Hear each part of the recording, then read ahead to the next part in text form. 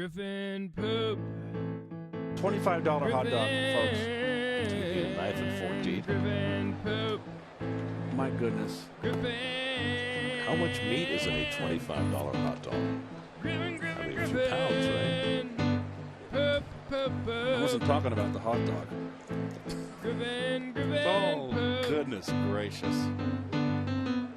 That is, I have no comment. Griffin, Griffin, that Griffin. is, How many calories does that have? I can only imagine. Poop, Jeez. poop, poop, No, I- poop. Who's that man? Is that a Griffin, hot dog? Griffin, Griffin, Griffin. New York hot dog. Griffin, Griffin, Griffin. Kind of makes you fall in love. What does it mean, put the bun around Eric Ibar? Does that mean what I think it means?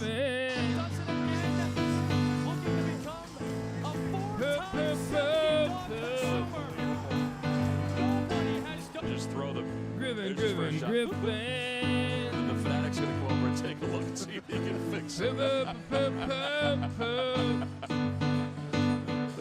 This is great. Look at Griffin, the fanatic Griffin, is part of the picture. Griffin. That's when you know you're in trouble, boys.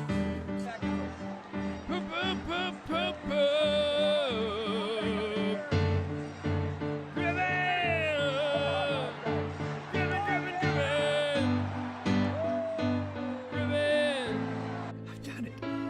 A New York hot dog. I found it for myself. I knew it. I knew it. I knew I was just a normal human being. Ladies and gentlemen of the world, look on his works, ye mighty, and despair. He has surpassed the kings of Egypt. There is nothing in this earth that is not now a monument to this man. With 71 hot dogs and buns, 12 victories in Coney Island, the champion of the world. Griffin, Griffin, Griffin.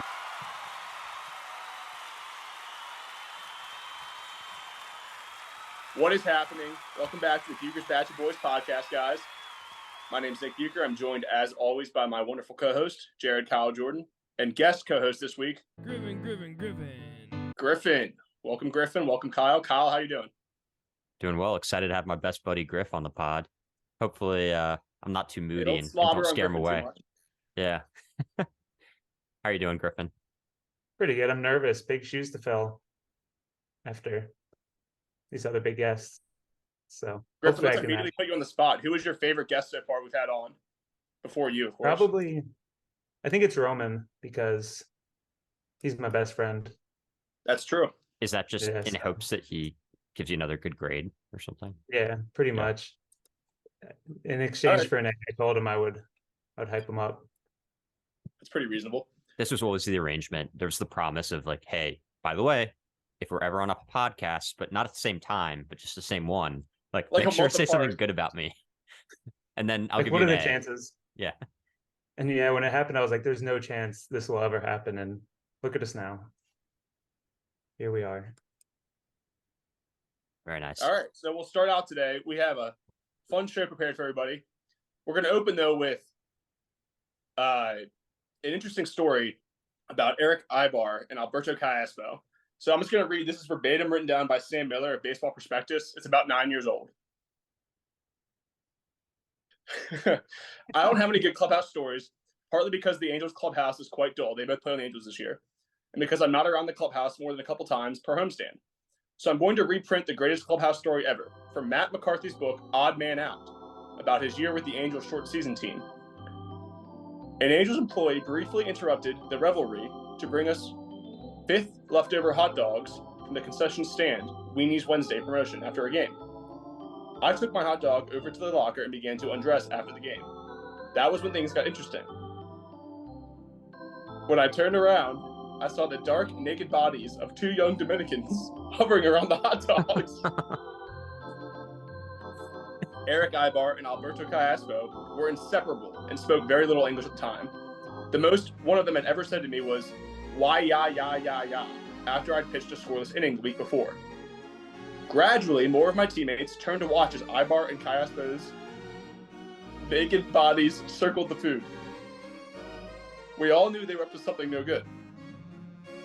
2 naked heterosexual teenagers, they were both 19 and 20 at the time, Don't stand that close together for that long next to a box of hot dogs without something funny happening. Suddenly, Caiaspro took one of the hot dogs out of its bun and deep-throated it. Then he took the bun and put it around Ibar. What the heck is this? Please. And poured ketchup on himself. Jaws dropped. Ibar was a willing participant. Then Caiaspro bent over and proceeded to eat the Dominican, etc., around the hot dog. When he did that, everyone in the clubhouse screamed, "No!" Getting the reaction that was desired, Caiaspro turned to a few of us and said, "I'm not gay, you're gay," and burst into a fit of laughter. Caiaspro slammed Ibar on the ass, and the two laughed all the way to the showers. I I think that's the genuinely, greatest opening possible for this episode, just because this is our Pete Graham episode, and that is just bizarre. It's one of my favorite stories I've ever heard before about any baseball times. I genuinely have no idea what that story was about. I don't understand it all. So this guy Ibar, are you sure this isn't? These are two players that definitely played about a decade ago. This is when Okay, they were 'cause younger. To me, it sounds like Einhorn from Ace Ventura. Like No, Eric Einhorn. Ibar and Alberto Caiaspro are the two players. Okay, I'm not familiar. So just to make Griffin, sure, give what me does it thoughts? mean? What does it mean? Put the bun around Eric Ibard? Does that mean what I think it means? You said he Yeah. put the bun around him. Is Yeah, that? for the sake of it being a family pod, I censored the word flaccid. But then you said he ate the hot dog. He ate around the hot dog. Yeah, or he ate around Eric Ibar. Yeah. Yikes. Oh, okay. Okay, yeah, I thought I misunderstood that. Huh. No, I just try to keep it like kind of PG-13-ish. Wow. I can link in the comments. I'll send Kyle the link when he posts this, just so you guys can read the recollection of it as well. And for those of you who have not yet gone through this, everyone in this league has gone through that same experience. It's kind of like our, Initiation. yeah. Let's Wow. see. What do you think Eric Ibar's career WAR is, 7. Kyle? I don't even want to say. Like this guy is. You think it's really high, Kyle? I have no idea. Maybe this 22. really, this may have been a big motivator for the guy. He was a teenager at this point. It's before his entire career. What do you think, Griffin? Griffin's Who looking looks at like a it. teenager like that. I think Griffin's just looking at the pictures. Yeah, he was a kind of fit dude. What was his career WAR? 22. Oh, okay. So What about Caiaspro? You look that one up? I've never heard of him. So Alberto I don't know how to Caiaspro? spell. How do you spell Caiaspo? Callaspo. Oh, Alberto. Yeah, he was Dominican. 10. 10. Yeah. So together, that's over 30 career WAR. That's halfway to the Hall of Fame. So as much as I'd like to continue talking about hot dogs, let's get into it. Let's dive in here. So I think we have a lot to talk about today. As usual, we have some trades to review. Griffin has a couple of really good ideas for today. We'll talk about some rule changes, maybe future rule changes, I should say, and kind of a pitch from Griffin. We might also talk some just kind of goofy ideas. I know there's one that we chatted about briefly via text. And then, Nick, what else? We're talking about some other fun stories that I think you might have, right? Yeah, time permitting, I can get some more fun ones together, but I did sort of lead with our best one of the week. Okay, great. And then I think that the largest component of the show today will probably be just a ranking and re-ranking with emphasis put on keepers. So if you had to choose a team to be your team today, whose team would you want to take over for next year, right? Is that roughly it? Exactly that. We have our favorite teams the rest of the way, what's changed, month and change in now. And then we also have our favorite teams based on if we're starting from scratch next year again, too. So if you're not in the top 8 or so, 9 or so of the standings, maybe we think you're a good spot next year. Awesome. And if you're in a good spot right now, maybe we think your team's in a bad spot next year. That wouldn't be great for you. We'll see. Why don't we start there with the 3 trades? We have 3 trades that have happened since last Sunday when we recorded. First one being between Mark and Charlie Brown, Christian Javier for Robbie Ray. Robbie Ray, of whom is now out for the rest of the year. Griff, let's go to you first. What do you think? So when I saw this come through, it had been announced that Robbie Ray had Tommy John, right? Yeah, it was already Yeah. announced he was out for the year. Okay, because Mark texted me begging for me to defend him, saying that I guess at the time Mark thought it was just a shoulder issue. What? Oh shit. So he wanted me to come on and defend him, but I can't defend it since This is amazing know insight. yeah. So- I feel like this is a lot like my drafting Reese Hoskins after Yeah. he tore ACL. Feels a lot like Except that. Reese Hoskins, I'm going to give you a little bit of defense there because Reese Hoskins, it happened within like 10 minutes of you picking him, and you were in a draft. Yeah. Mark was like 24 hours or even 48 hours. Like I think it was announced when we recorded with Mark a day before that. We were also talking about Christian Javier a ton that episode. Yeah. And then all of a sudden, whoop, gone. Now this is so Yeah, that's interesting why- because historically you would have Mark saying, "Oh, I'm mad he got hurt. I want to get the trade annulled. I want to get this changed." Instead, with the dynamic we have currently in this league, Mark is saying the trade's going to happen, but like I need to be defended here. What a hilarious dynamic we have here. That's so funny to me. Mark, Good job, Charlie. You took advantage of Mark. yeah, Mark, one quick tip. You were a little too honest, man. Christian Javier is a good player. I know you were a little bit higher on Lazardo and some of the other guys with some upside, but come on. If you want to trade away Javier, pump your guy up. Yeah. So to your defense, Mark, I totally get it. Like Javier was like over $40. You want to trade away a this year player in order to get keeper value, right? That was clearly the intent. And even with the 100%. surgery, you still may capture some, part of that. But I do think you could have gotten a lot more for Javier. We don't need to, belabor the point, but yeah, pump your guys up when you're on the pod. It's a good opportunity to, spin it your way a little bit. Yeah. Yeah, $49 for Javier. Obviously, he's not probably very keepable, but he's a good pitcher for Charlie this year. So what do you guys think if let's say Robbie Ray was, I don't know, just a normal injury and not Tommy John, then what would you guys think about it? I think in the context of Mark trying to win next year, we know from last episode, Mark was pretty open about that. I honestly think it makes sense. I think Robbie Ray was what, $13. So I think, pretty keepable, solid starting pitcher. If he somehow, gets back to Cy Young caliber, that's a fantastic trade. But I personally do like Javier quite a bit. So personally, I would have tried to maybe put him with another player to squeeze a little bit more value. But if Mark particularly really likes Robbie Ray, then great trade if he really likes the guy. Yeah, I don't even know how to answer that, Griff, because it's a little bit peculiar since we knew Robbie Ray was having a second opinion from an injury that sometimes is one of the leading precluders of Tommy John. So Tommy John was definitely at least like one of the more likely outcomes at the time. I'm not trying to go after Mark here because I think, again, he's not keeping Javier. Mark was very candid when he was on here last week that he's not probably competing right now for this year. But I am a little bit confused because even at $13, Robbie Ray is probably going to miss at least a month or two next year, and then he's coming off of an injury. I'm not even sure Mark's going to want to keep him for next year. So it's just bad luck. Unfortunately, Mark did not know, it sounds like, which we now have that insight. It's a bummer, but I guess if we thought maybe it's just, you could tell us it's 2 months and he's back up and after the All-Star break, I'd say it's a pretty fair or even slightly leaning Mark's way trade. Just I think Robbie Ray would be pretty keepable next year too. But I would probably lean personally, Mark, not keeping him next year. You said he was $13, Kyle? I'm pulling that 15. number. Okay, 15. Yeah, 15 this year, so 20 next year. Yeah, I probably wouldn't keep a guy who's going to miss at least the first month next year and be potentially just rehabbing parts of more than a month even. I don't know. It's a question mark. It could go either It's way, tough. I think. Yeah. It's tough. Let's hop to the next one. So Mark continued his yard sale, closing now, everything's for sale.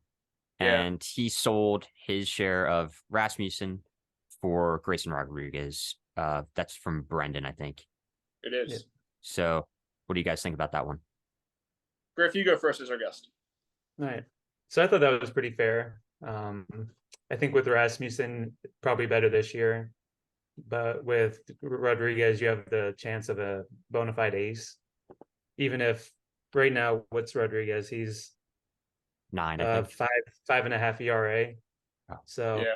not really showing it yet, but with a 22-year-old, whatever he is, top pitching prospect for pretty cheap, I think it makes sense, especially since Rasmussen isn't a bona fide stud yet, really. It's only been 1.5 years of production, so I think that was pretty fair for both sides. I agree with that. I think it makes complete sense for both of them.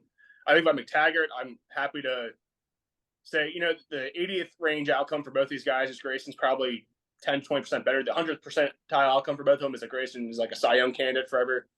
Rasmussen has been better the last year and a half. I would bet even odds he's probably better the rest of this year. And probably even odds he's better for the next 2 or 3 years. But he's more expensive. He's much less pedigree. Grayson is truly somebody where if he has an incredible second half, you feel great. You probably feel like you have one of the top, 15 starters in a format like this. So I think for Mark, it's an excellent lottery throw. I think for McTaggart, who's trying to win this year, it's a great way to sort of mitigate some of the risk Grayson could have for you. Yep. Nothing new on my end. Just to reiterate, I think Rasmussen was $17, and I believe Rodriguez was $7. So yep. I think that's the story there.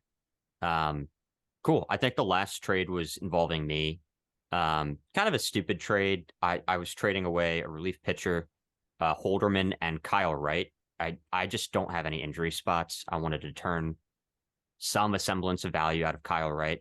And then I received from Zach Chafin, and he dropped a player. So I viewed Chafin as an upgrade over Holderman. Yeah, I think in a vacuum, I probably slightly prefer Zach's side. I think what you're saying makes complete sense for why you would do it. I think probably Chafin is as good or a little bit better than Holderman. Do you agree, Griff? Yeah, and I think now with Kyle Wright having it's a shoulder injury, right? He's out for a little bit. Yeah, it was a second shoulder injury. At the time, I kind of thought he might be out for the year. He's not. So that's great if Zach is able to get some value. Unfortunately, just all of my spots are filled up. I'm strategically and intentionally behind on starting pitchers right now, but I can't just have an empty guy. I need to start streaming some pitchers is my point. So I wanted to get rid of him, and that was kind of the intent there. Yeah, I'd say, I think in our league, he's probably pretty borderline because Kyle Wright, you have him same tier as Eduardo Rodriguez, Josiah Gray, Drew Smiley. So with the shoulder injury, I think you could consider him borderline droppable. So yeah, you would say, Griff, sorry to interrupt, you'd say he's the same tier as them if he's back healthy, or he is right now? You did healthy. I'd say healthy is in those tier. Wow, because last year, 20 games last year. Yeah, last year was so good. He didn't start the year healthy this year. I think that was his big problem. Because he's hurt. I agree with that. I would definitely think he's someone who's owned universally if he's healthy. Yeah, I'm just cheating. I'm looking at pitcher list just to try to get. Well, he isn't ranked, guys. He probably has him really low if he's on there at all. Well, last week before the injury, he had him 56. But I mean, that is universally owned though in a 13-team league. Yeah.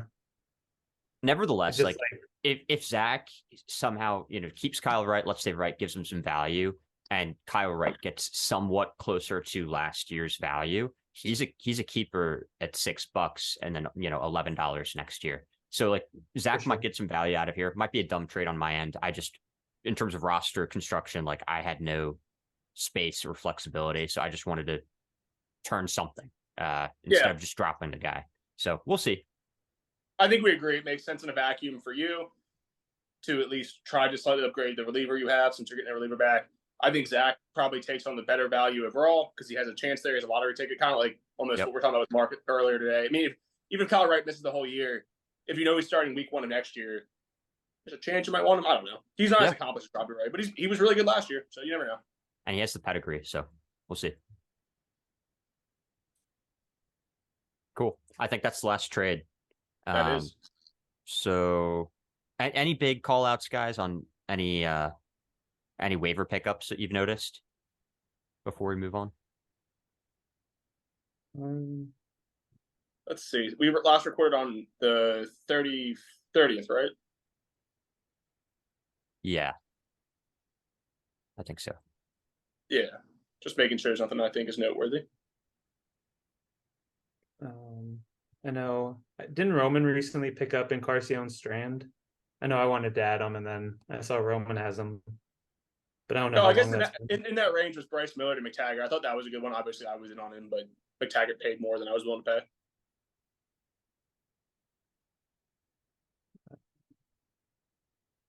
And yeah, and Kardashian Strands. That one's so interesting to me because I mean I drafted him. I thought he was going to be up. Hopefully, soon he got hurt and then in the spring, so that's a bummer. I don't know what's going on with Joey Votto. We joke all the time about Joey Votto. The fact that Joey Votto is just not currently playing, even though he could or could not be healthy, to last year of his deal. I'm wondering if he'll come back this year, or I'm also wondering if he just like comes back tomorrow or like whenever he feels like at the end of the week, and that could take Encarnacion Strand's spot. I have no idea what's going on there. Yeah, I actually don't think he'll come back. I just have I kind of a kind of weird think feeling. I would lean towards he probably doesn't. Yeah. But it's just bizarre. It's weird. Didn't you say he's going to be a politician? I think his Yeah, play's he's pretty hinted bold. at it. Yeah. He has talked openly on his TikTok about it. I think Brad Bruce adding, we'll get to this in a second, but I think Brad Bruce adding your scraps of CJ Abrams Kyle is interesting. I think it's a great pickup.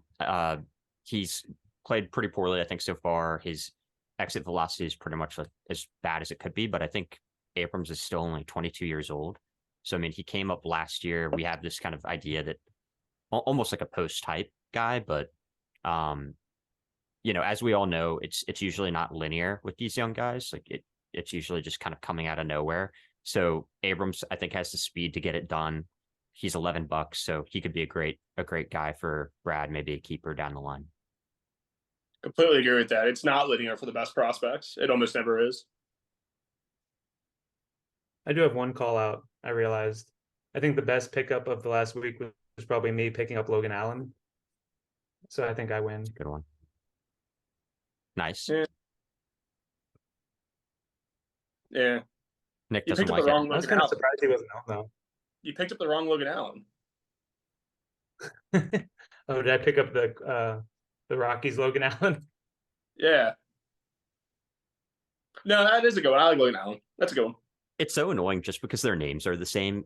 Literally the same. People always bring them up together and people like rank them together. And then people are like, yeah, like how about the two Cleveland guys? So like the Cleveland guys get grouped together too. Logan and Baby, yeah. Yeah, but it's like, Yeah. why don't we just consider them completely different players? Like you shouldn't like weave in one player's value just because the other player is like kind of on the same team. Like who cares? Like this is fantasy baseball. Just everyone's their own guy. I don't know. I always think it's kind of lazy analysis when I hear that, but whatever. I mean, these are all dart throws. You never know with the prospects, especially on the pitching side. Yeah. Yeah. Why don't we use that to blend into our next exercise?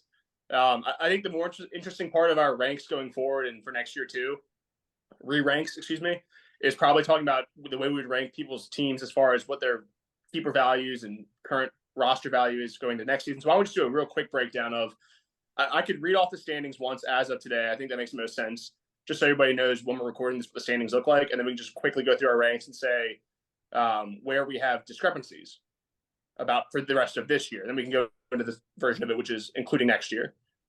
So as of right now today, and we're recording this on May 7th, so it'll probably be a day or so later, roughly, when everybody hears this. Right now, you have McTaggart leading. He's leading me by 10. I am leading Dom by 9. Dom is leading Charlie Brown by 3. Charlie leads Griffin by 4. Griffin leads Kyle by 7. Pardon me, Kyle by 10. Kyle leads Mark's dad by 3.5. Mark's dad leads Zach by 8. Zach leads Eric by 2. Eric leads Missigman by 3. Missigman leads Brad Bruce by 16. Brad Bruce leads Mark by 2. And then Mark leads Roman by 9. So McTaggart, me, Dom, Charlie Brown, Griffin, Kyle, Mark's dad, Zach, Eric, Missigman, Brad Bruce, Mark, Roman. Griffin, since you're our guest, why don't you go first? Why don't you just quickly read us off what you've got as far as like for the rest of this season? What's different in your opinion about where teams are from what's in that?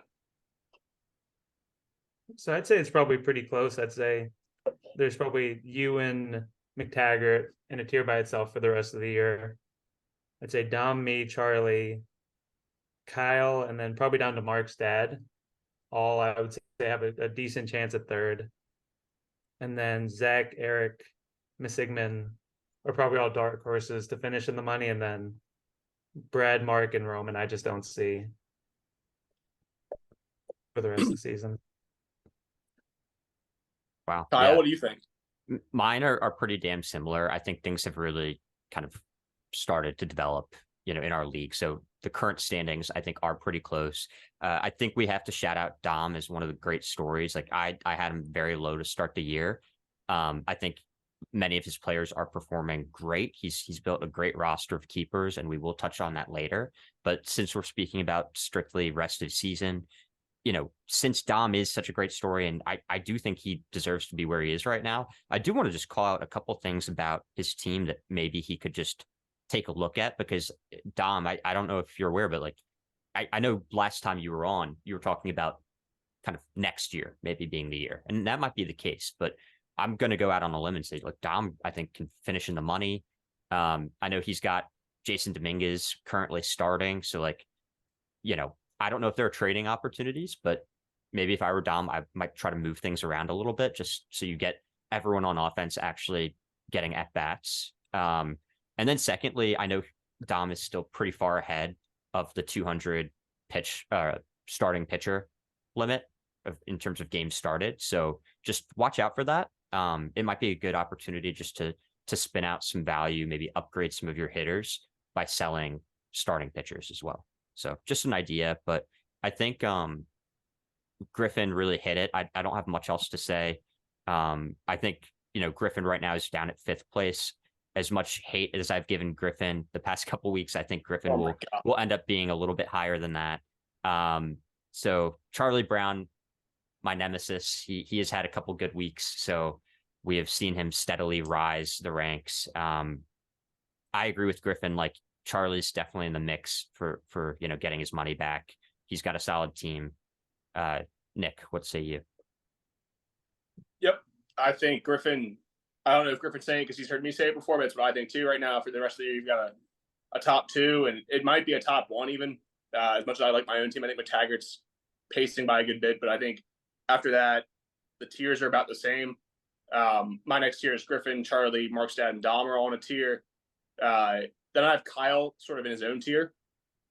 And then after that, I've got it pretty much exactly what you guys said. I think Griffin had Roman at in his bottom tier. I have Roman at 10, so I have a little bit higher on Roman. Just I think he could splash and be in the middle or a little bit above that, but I don't think he's likely to finish the money anymore, even though I like him a lot coming in. Other than that, not much different though. Sounds like we all sort of agree there, which is, me and Kyle talked about this a little bit with Mark last week, looking at from basically early May until Memorial Day. It's hard to move 3 or 4 spots, and really even 2 or 3 spots in the standings after Memorial Day and even by early May. So these probably are pretty close to the way I end up looking. Kyle, I want to agree with your shout out. Great job, Dom. You were probably the most rising overall from when we re-ranked the preseason. Great job, buddy. Let's transition now to, so this next rank we're going to cover is, I guess technically it sort of includes this year because the guys you have that are keepable and we like are awesome this year too. But we're forecasting when the year ends and we're talking about the way the rosters look next year, like me and Kyle did before the draft. That's sort of what this next ranking is. We're going to rank people's rosters. So, for example, if we talked about earlier Mark's trade and we thought that, Robbie Ray doesn't get hurt, Robbie Ray's an amazing keeper, we would have Mark a lot higher on this knowing that. So without further ado, why don't we go again to you, Griff, first. What are your redone power ranks for the end of the year moving forward? Do you want to go my number 1? Whatever way you'd like to present it, whatever's best for you. All right. So my number 1 team I have is Nick. I think Nick has the strongest team going forward. So how I kind of did this, I thought about it. I broke players down into 4 tiers. You have your top of the line, definite keepable, probably going to be keepable for 5 years type players. Your Julio Rodriguez, Ronald Acuna, Spencer Strider, Bobby Witt, all the way down to, I included Zach Gallen because I own him and I'm probably biased, Rafael Devers, and Corbin Carroll I included in the elite tier. Then you have a second tier.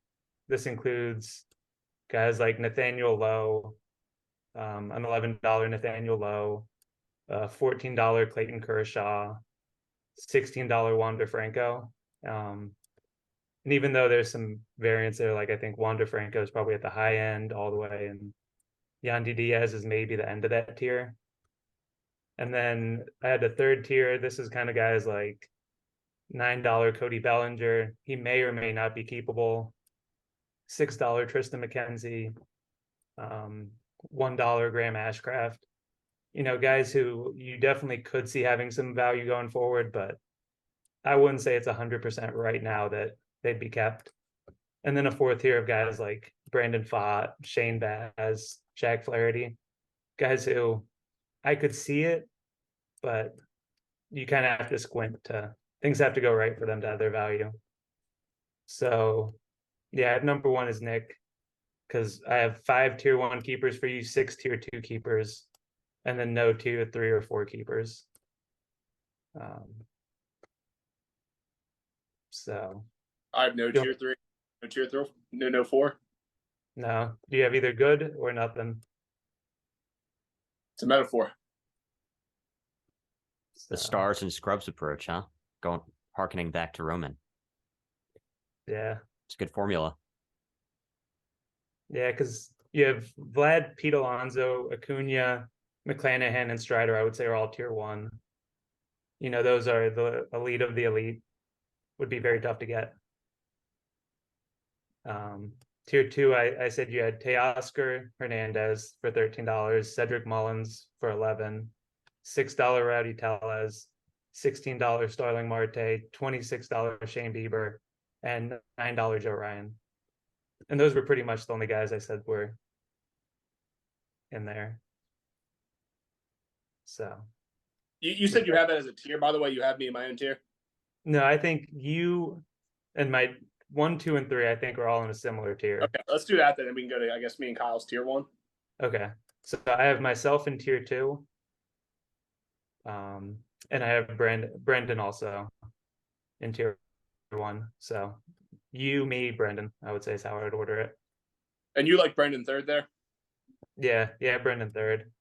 He doesn't have as much of the elite keepers, but he just has so many tier 2 in my opinion. Like Nathaniel Lowe, Nico Horner, Dansby Swanson. You brought up Yandy, but that's another one where I just didn't see that one coming, and he'll end up being a great keeper in my opinion. So yeah, good stuff.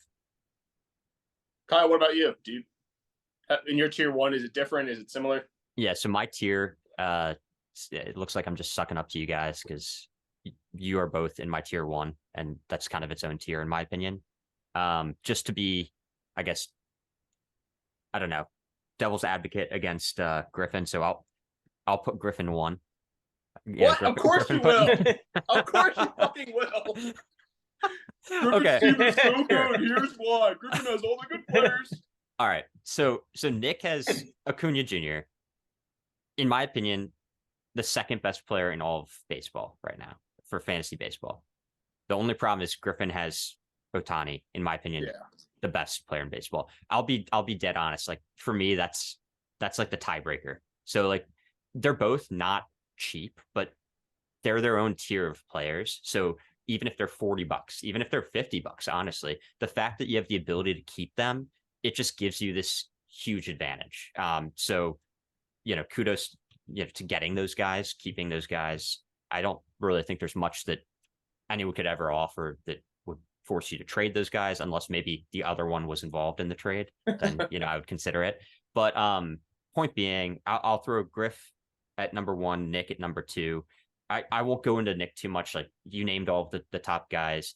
I like the strategy that you had, Griffin, in kind of creating tiers for each player.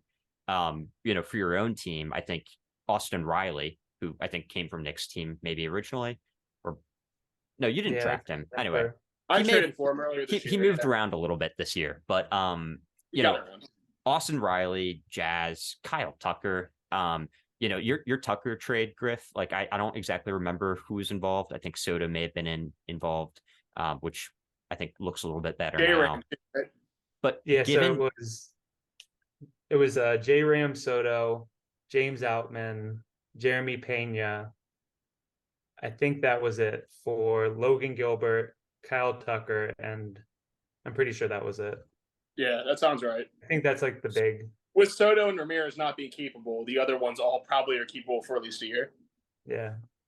So I know we have a couple of minutes before the next ad, but just to recap quickly, with Ohtani aside, I think the reason why I'm giving Griff a slight edge here is just because a lot of your top guys, Griffin, are quite a bit cheaper than Nick's. So I think you may be able to afford a couple of those just absurdly expensive players. Like Judge might not be kept this year, so like, you know, maybe several $70 players coming up next year. We'll see. Yeah, nothing else crazy there. I think Gallen, I think Fried are great. Taj Bradley has had a couple of bad games in AAA, so maybe he gets that stuff figured out. But for me, I think he's a great keeper. I think when he was up in the majors, he was like top 3 in stuff plus overall. So I think Taj has a really good set of tools. I can go into my next tier as well, but I don't want to take up too much time if you want to touch on anything, Nick. My top 3 is the same. I actually have it ordered. Sorry, Griff, I hate you. I think it's me, McTaggart, and I actually have you third. I think you have the best overall keeper of anybody in Ohtani, just because in a league where you can play him at whichever spot each day, he breaks sort of the setup. But I do think me and McTaggart overall. When I found out, this is pulling the curtain back a little bit, Griffin did an amazing job prepping for this because he loves you guys, preparing with all of his tiers. When I found out earlier today what he was doing, I did a slightly modified version of that for like 40 minutes, not anywhere near as long as he did. But I also similarly made a setup basically of guys I think are keepable for more than a year, guys I think are keepable for 1 year, and then just everybody else. And in my opinion, McTaggart actually has, I think Griffin sort of said the similar thing, the most keepable guys probably of anybody in this league. But I think me and Griffin just have higher in one. So I think I would probably take, just on sheer volume, him first, and then me and Griffin directly below that, which is different than you guys. You guys sound like you both like him third. I actually like his team the most. I feel like your version of, or my version of Griffin for Kyle is McTaggart, where I feel like I'm perennially kissing his ring. The same way Kyle's always like, Griffin's awesome. So that's a little bit different, but we all have the same top 3. Dog at the game beat roast beef at the Ritz. Touche. What's that on that beat? I'm different, yeah, I'm different. I'm Griffin. Yeah, I'm different. I'm different, yeah, I'm different. Pull up to the scene with my ceiling missing.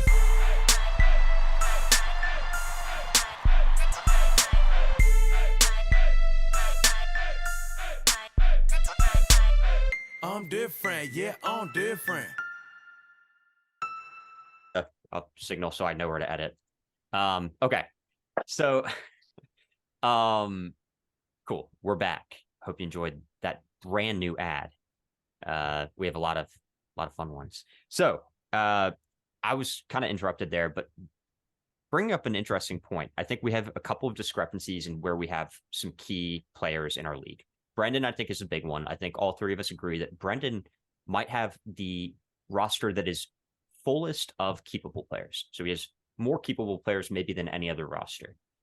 I have him a little bit lower than both Nick and Griffin. He's still in the second tier for me. So, you know, strong team. But the only reason is because I actually believe that many rosters over the past few years have been putting themselves in a slight disadvantage by keeping too many players. I think that Brendan has clearly proved the ability to turn value. So I think Brendan is a little bit of an exception. He's done a really good job. He's a good manager, but I think for most of us, myself included, I've made the mistake many times of just kind of getting attached to certain players and, you know, I'll give him a shot. I'll keep him. And I think it's really important to avoid that. And before we go, we'll move on in a sec, but something we were talking about a little bit in the pre-show. It's funny hearing Kyle say that because I agree with Kyle's thought process 100% there.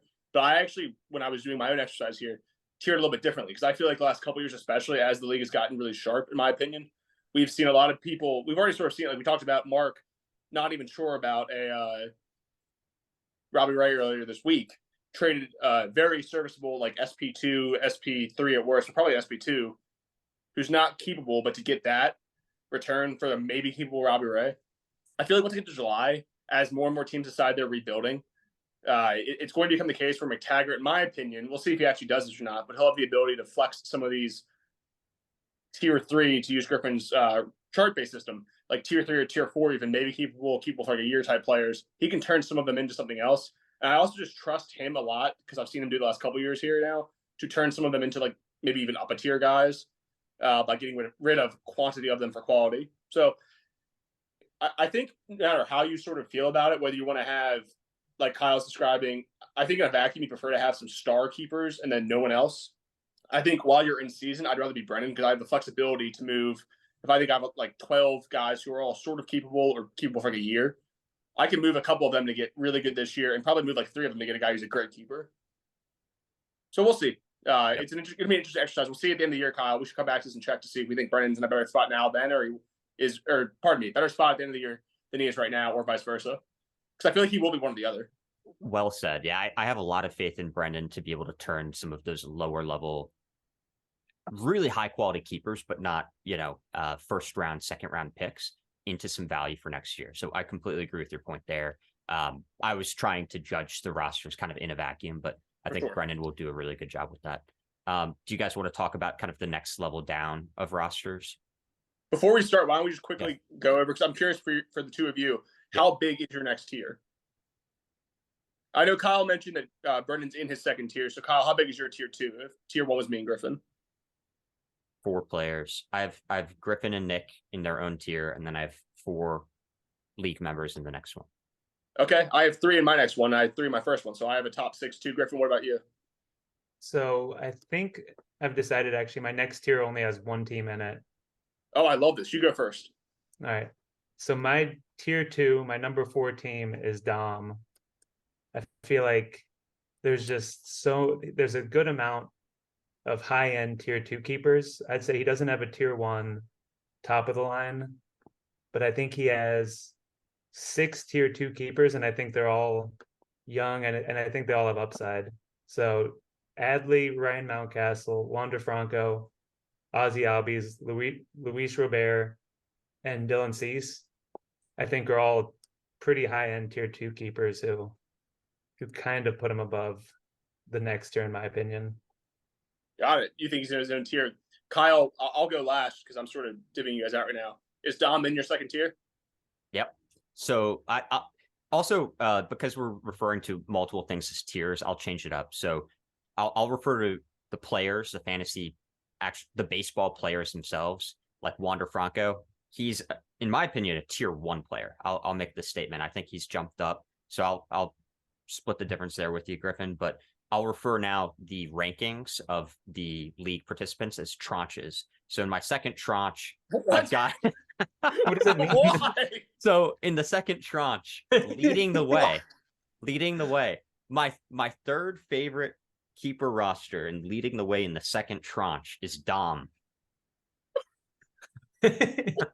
You like my terminology? Yeah, so I actually have Dom ahead of Brendan. So Brendan is my number 4 keeper roster. Dom is my number 3.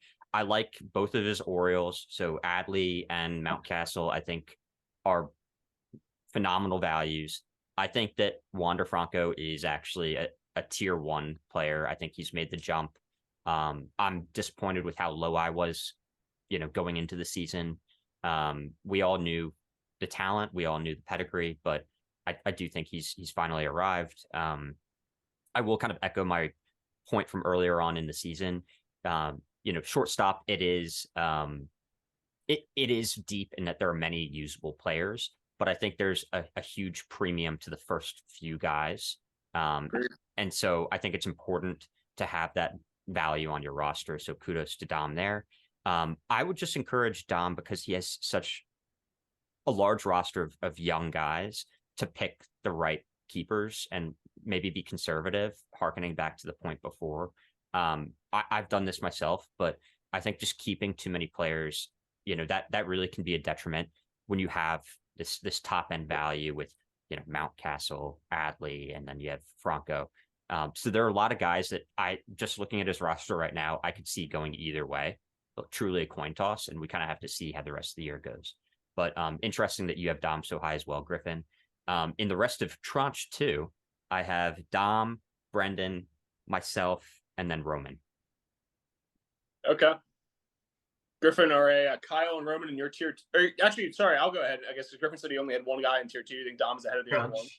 Tranche 2. So, yeah, my tier 2 like is tranche 2. And my tranche Your tranche 2. 2. Yeah, okay. How do you spell Tranche, Kyle? Like Traunch? I'm not sure if there's a U. I think it's just ANCHE.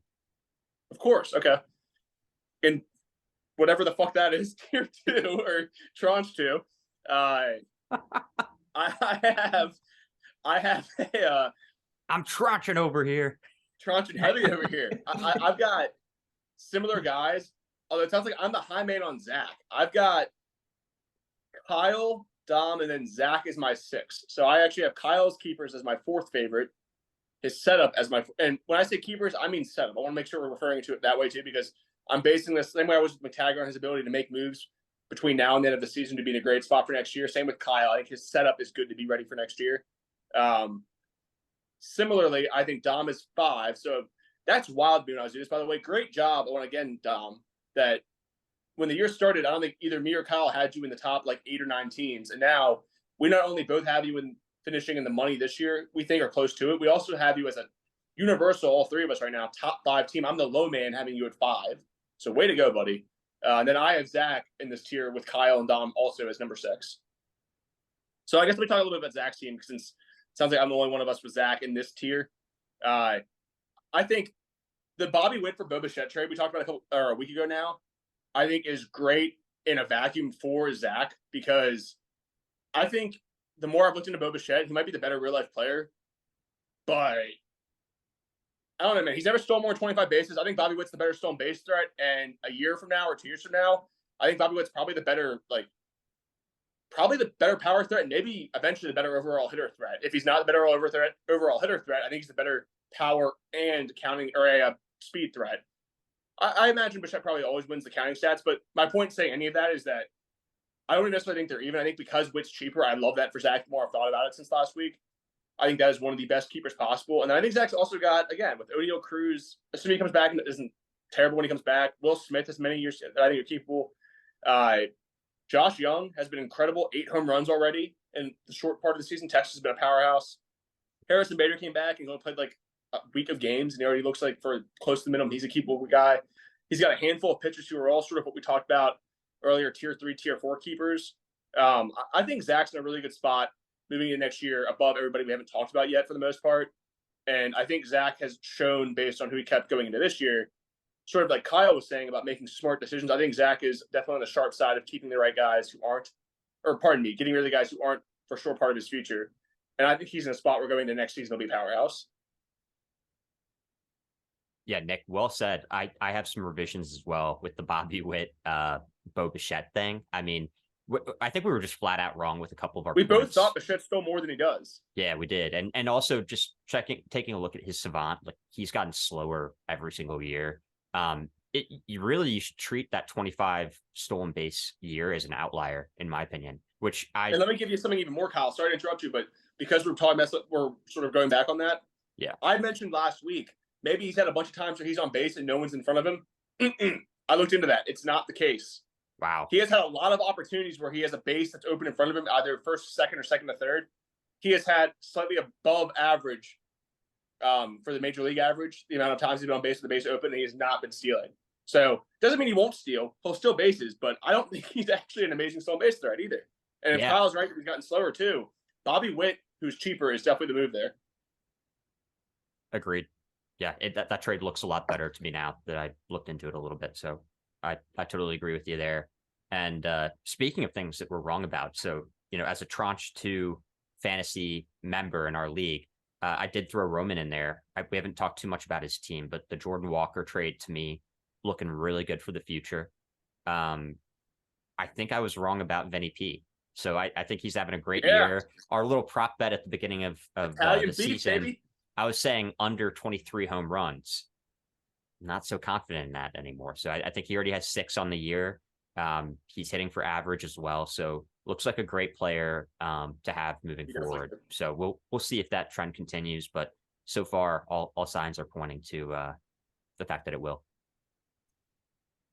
And then Harper for $30, great Tatis keeper. Just came back. Yeah. So, which it sounds like. So, just to summarize and recap, keep it organized here. Kyle had a tier. So Kyle's given us 6 teams. I've given us 6 teams. Griffin's given us 4 so far. Kyle put Roman in tier 2. Neither me nor Griffin had Roman in tier 2, although Griffin's given 4 teams, I've given 6. So it sounds like you were the high man on Roman so far, although I agree with what you're saying. Yep. Yeah. Harper, Roman has great pitching. And he does have Encarnacio Strand as well, who I am very high on right now. As a $1 player, anytime you can get a prospect who's $1, like, let's not forget, like, that's a whole nother year, right? So if you have a player who's $6, like, let's be really careful when we set our values there. I think it's a huge difference. So we should. Maybe he's got the hitter Nestor Cortez or the hitter Spencer Strider from last year. There you go. So maybe he has Michael Harris. Exactly. Yeah. Good point. What do you think, Griff? Griffin, since you said the fewest teams, why don't you go next for tier 3? All right, tier 3, tranche 3. I have 4. I have 6 teams in tranche 3. Markstead, Misigman, Roman, Zach, Charlie, and Kyle. I have all in that same tranche. Ooh, Kyle's your least favorite. Am I the high man on Kyle? Wait, Kyle didn't say Kyle either, did he? I did. I have myself in my second tranche. I like my team a little bit. Yeah. So I love this though. This is great theater. So Kyle, week after week, Griffin's so great. I love Griffin. He's the best. Now Griffin comes on here. Kyle's like his 10th favorite team. This is so good for everything. Well, yeah, after talking smack about my trades, I kind of took it personal. Yeah. Love it. So tell me why I suck. Yeah, let's hear why Kyle's the worst. So the reason Kyle sucks is I said you had one tier 1 keeper in Corbin Carroll. Yeah, and that's kind of a reach. Yeah, but like, so I would offer to give him Zach Gallen for Corbin Carroll. So I was like, okay, Corbin Carroll is pretty legit. I think I might take Corbin Carroll pretty close to Bobby Witt, actually. I think Corbin Carroll's awesome. I was just joking. Corbin Carroll's like a top 10 keeper in my opinion. Nice. So yeah, we love you, Kyle, for that. Tier 2 keepers, I said you had 4. Ian Happ, Jose Altuve, Julio Urias, and Tyler Glasnow. And then tier 3, I said Tyro Estrada, who I might be a little low on. He's probably a top 100 rest of the season player, $7. And then Alek Manoah, I kind of hate. Same. And Luis Severino, I think, is going to bounce back pretty decent. But you don't want Volpe on there, Griff? Volpe I had is he's $15. He has a ton of steals. Not hitting too hot. I have him kind of as at the end of the year, I wouldn't be totally surprised if he wasn't kept. But I mean, 11 steals there's definitely something there as a 21-year-old, 22-year-old. Yeah, with his pedigree, I feel like even his batted ball stuff isn't special. Maybe Kyle can disagree or agree, but I feel like, I don't know.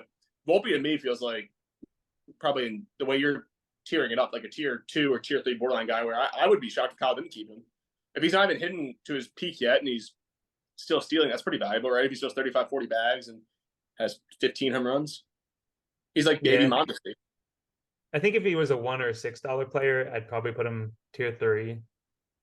Fair. Maybe in tier 2, but at $20 next year, I think he does have to show a little bit more than what he's shown so far.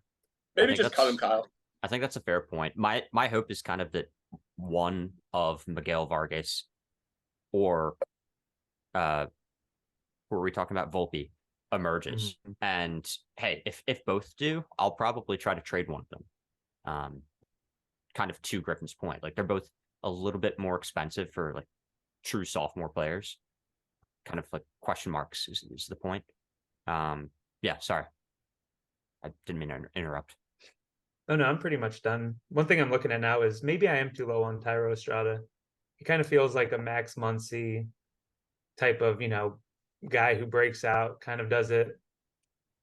He's older, isn't he? He's not that young, right? I think he's like 26, right? 27. Yeah. And he was just bouncing around on the Yankees, right? I mean, he's kind of like he's kind of like the Max Muncy cookie cutter. Like they're really similar players. I was just gonna say it's the opposite of that. Like I think Tyro Estrada in fantasy baseball is awesome because he runs very liberally and he's got more power than you think. But a real Muncy, you look at his savant; he's not really good at many things. I think he's more Dylan Moore than he is Max Muncy. Yeah, I just mean how he kind of came out of nowhere. Like, if you told me last year that, Tyra Estrada's anything, and then at the end of the year, you might look back and he's like Andre Jimenez type value, and came out of nowhere, zero pedigree with that. Maybe. I think he's so people, so I'm not trying to like shit on him too much. I'm just saying I don't know. Maybe I'm just low on him too. Maybe he's a blind spot for me. I mean, he's hitting what? He's hitting 336, 9 steals, 6 homers, 5 homers, 6. True. Yeah, he's got all those home runs, but he's like below average in barreling. He's below average and expected weight on base. He has like bottom 20% average exit velocity. His hard hit rate's bottom quarter of the league. No, he's like really I don't good. think he's terrible. I mean, his peak exit velocity, to be fair to him, his peak exit velocity is high. So when he gets the ball, he can drive. He does drive it. He's probably always going to have more home runs than you project. But I don't know. Yeah, but he's got that dog in him. He eats dogs, yeah. Kind of like as we opened the show with. Oh. You know, let's eat hot dogs. Ibar. Ibar and Alberto Callaspo. All right, so Griffin, real quick, refresh me. Before Kyle, who else was in your third tier? Let's see. So we also Mark's dad, Masigman, Roman, Zach, and Charlie. Wow. All of those are above mine. Damn. They're just listed above you because they get more They're just points. better than you, Kyle.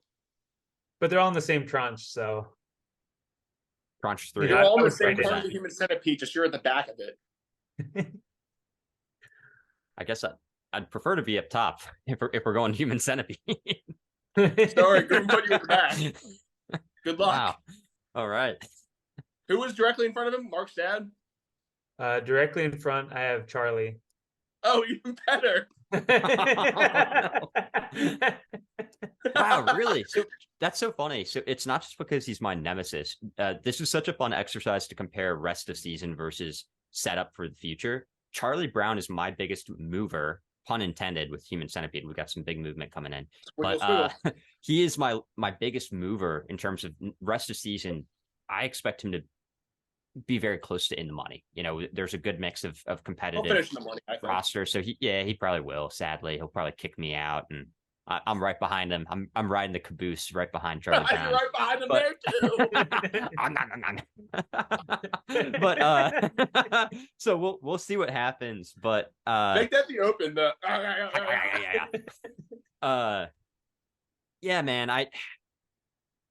Charlie, I do think has a good chance of finishing above me rest of season, but I like my roster quite a bit more than his for keeper. And frankly, it's not just about me. Like, same is true for most of the other rosters. You know, Roman, I mean, Dom is up in another tranche, but Zach, I have Zach kind of in his own tranche. So it's like I like all those teams much more than Charlie's in terms of a keeper. Why don't we do your tier 3, Kyle, for beyond this year? My tier 3 is Zach, and then everyone else is in the 4th tranche. Okay. That makes me feel good because I was the high man on Zach prior. So it sounds like you agree that Zach's better than the average guy. My tier Zach's 3, so I had the first 6 we've talked about. My top 2 tiers were Taggart, me, Griffin, and Kyle, Dom, and Zach. Not the order, just the guys we've had. My 17 was Roman, so it's good. I'm not the low man on Roman too much. I am a little bit lower than you guys, though. Then I had Mark's dad, Charlie, Sparky, and then Missigman. And then I have 2 guys in their own tier in tier 4. So it sounds like we're pretty similar, actually. We're not all in the same order. Clearly, I am the high man on Kyle, unfortunately, especially relative to Griffin. I'm the high man on Zach. You guys both like Roman a little bit more.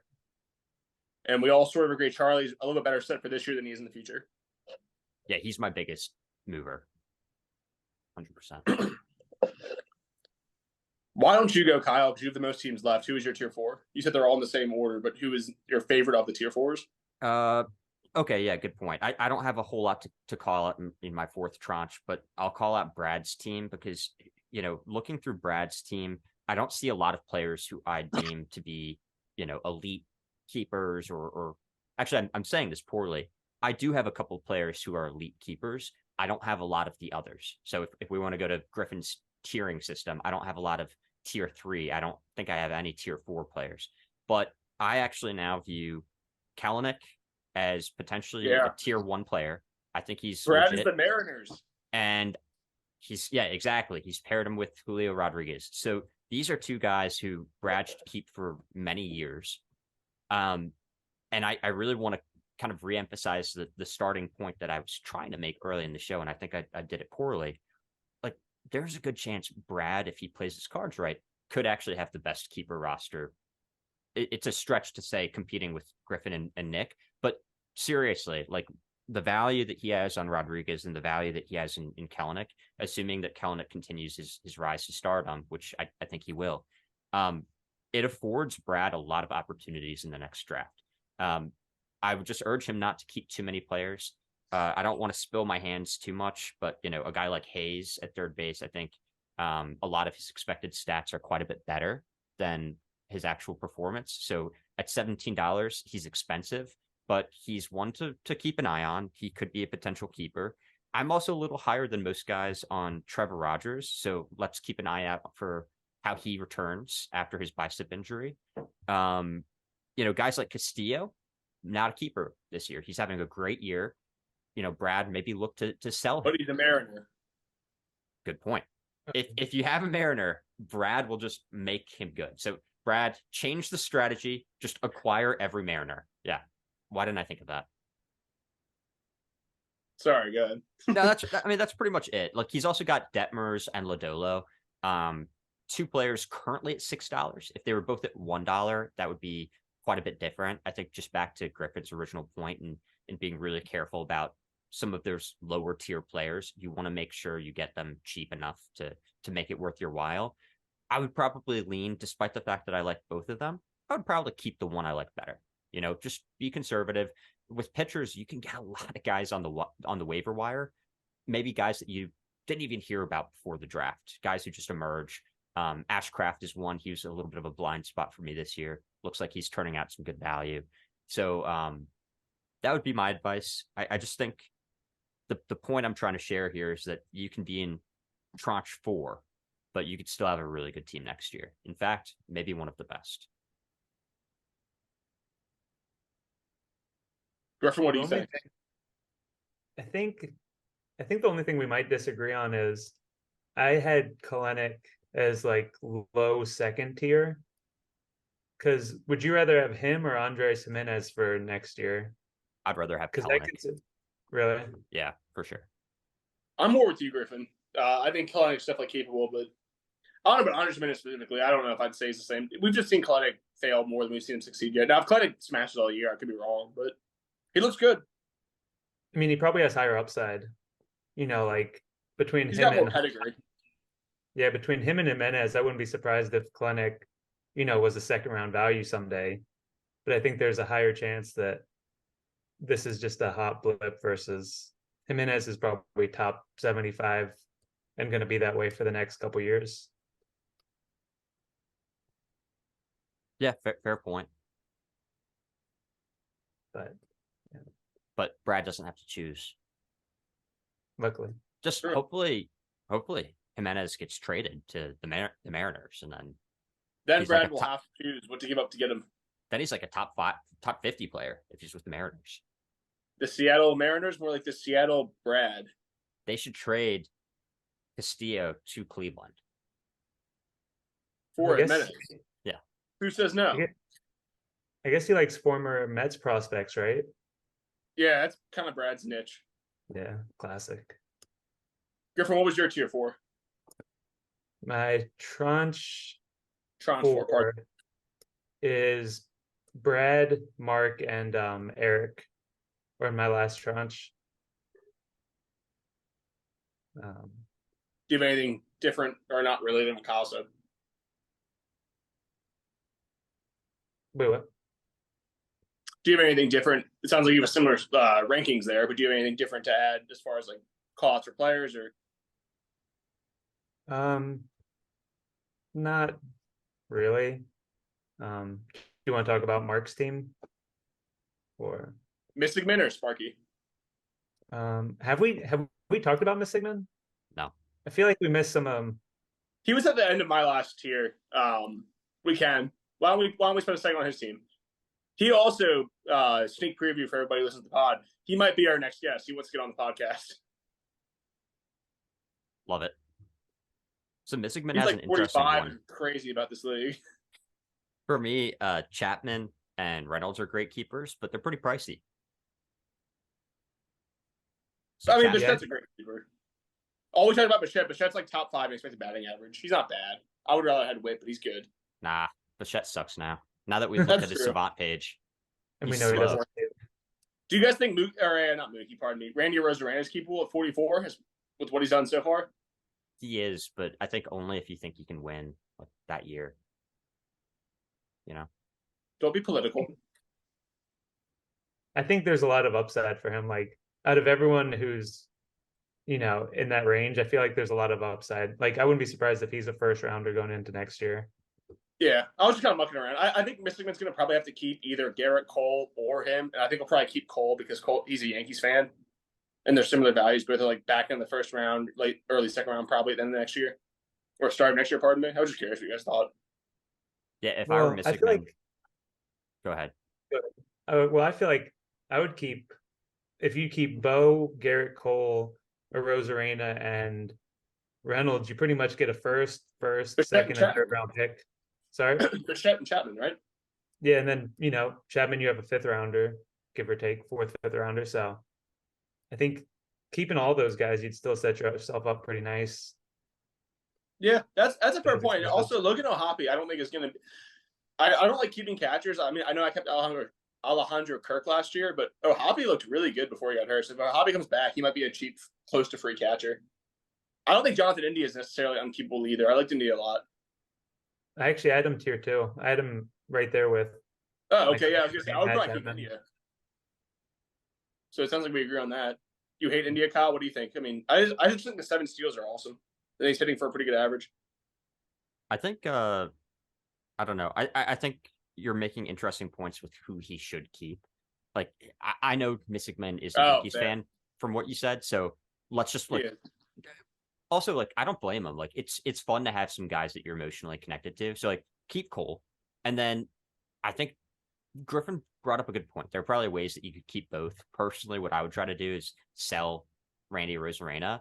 Maybe to Brendan for 2 of his cheap guys who are like tier 3. That's what I was going to suggest. Yeah. Oh, 100%. fuck. Sorry, Kyle. Yeah, no, 100%. Or if you want to change it up, sell him to Nick. Try to get Pete Alonso might be tough, but try to get Pete Alonso, try to get even Cedric Mullins and something. I don't know. That's what I would try to get a cheaper player. So. Yeah, I tried to lowball him. I think I tried Taj Bradley and Logan Gilbert. That's not I was hoping I could pry him. My favorite thing about Mystic Man peeling the curtain back is, again, he doesn't know anybody besides me in this league in real life, other than he plays in our football league too. And every so often he'll text me and be like, hey, X team is asking me about this player. Is this player better than I think he is? And my favorite thing that's adorable, though, is he'll always name the player, whatever their name is on the league. So it'll be like, hey, Domo69 is trying to offer me this player. Or, hey, Stan the Man won't leave me alone about this player. I'm trying to get LeMahieu from him. Or, hey, BB Rue, what the fuck is that? Yeah, what is BB Rue? He'll be like, is that guy's name Jerry? Why is he spelled Jari? I'm like, that's not what it is at all. It's an inside joke from the podcast you don't even listen to. So how do you see people's names? Because I really can't figure that out. Is there a way? Like their real names? Yeah. When you click on their team, you see it next to how many fantasy points they have. Yeah. Right. So if you go, I don't know about on the phone, I'm looking at the computer right now. On the real team, it says the year, the place they are in the standings, the total points, and their first name. Yeah, maybe it's just on mobile. It doesn't show. On the mobile, Griffin, click on another roster. All so right. You're looking at just their team as if you're setting up your lineup, but it's an opposing team. And it'll say, at the top, Team Bucher, fantasy points, 114.5. Oh, okay. Yeah. Nice. I also just know who my friends are. Yeah, I know BB Rue. You know BB Rue. You know Domo69. It's BB Rue time. So that's cute from him. I think his team's solid. We'll see what he does. He's a little bit lower in my overall. Again, I had him, I think, 10th in my at the end of my third tier, just because I'm concerned since it's his first year playing this league, he may keep the wrong players or not keep the right players. I'm not trying to be mean to him. I'm just not positive he'll understand the learning curve. I think there's a little bit of one. Yeah, We'll find out if he does or not. Let's see. Did we talk about Mark's dad? I think Mark's dad's in an okay spot. Mark's dad is like McTaggart, I feel like, with a lot of guys who are semi-capable for like a year or two. Yeah, I'm But always I talking like about his Mark's team. dad. Yeah, Jack's in a good spot. Yeah, between Devers, Simeon, Christian Walker, Adolis Garcia, I keep being I so don't surprised leave, how good he is. Jorge Mateo. Yeah. And then Framber Valdez is top 20 SP for pretty cheap. So I like how Mark's dad set up.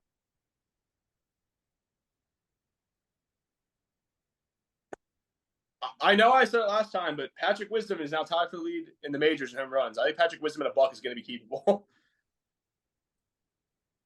Yeah, add him tier 4 because it's just, he's like a Max Muncy. Classic. Well, you want to Max talk about actual Max Muncy's also Brent Rooker. I wanted to make a point of highlighting him. So I'm glad we're looking at this team. Brent Rooker is currently 17th in expected batting average in all of baseball. For a buck, I see plenty of ways that the 28-year-old Brent Rooker ends up being keepable. Wow. He's going to play all the time in that team. Yeah, That's I feel kind of like what I thought about Alex Garcia 2 years ago, where it's like, oh, he's keepable in that team, but like, I think Mark's dad's going to have a bunch of these guys at the end of the year. I think if Rooker was on my team, he's someone who, you'd have to give up so much to get from me. But now since he's on another team, I'm just like, oh yeah, he's decent. He's mid, Sure. yeah. Yeah, he's decent. But who they send? Wasn't it they sent down Christian Pache at the beginning of the year, and everyone was like, oh, why didn't they send down Brent Rooker? Yeah. And now Brent Rooker's hitting like 320 with 10 bombs. It's crazy. Let's see. Wait, what? Is this right? Oh, never mind. So, I thought Wisdom's last home run was like April 11th, but I'm looking wrong. Don't mind me. so I like the rankings for setup, keeper setup. I think that was a really good idea, Griffin. Thanks for pushing us to do that. Do you guys think we missed anything else or any significant notes to point at in terms of keeper setup or any rosters you'd like to spend a little bit more time with? I think the one closing point I want to make is we talked at the beginning of this episode about Mark, and obviously, again, he didn't know that Robbie Ray was hurt. But I think Mark is doing a great job of getting ahead of conceptually when a lot of teams decide they're out of it and start trying to sell.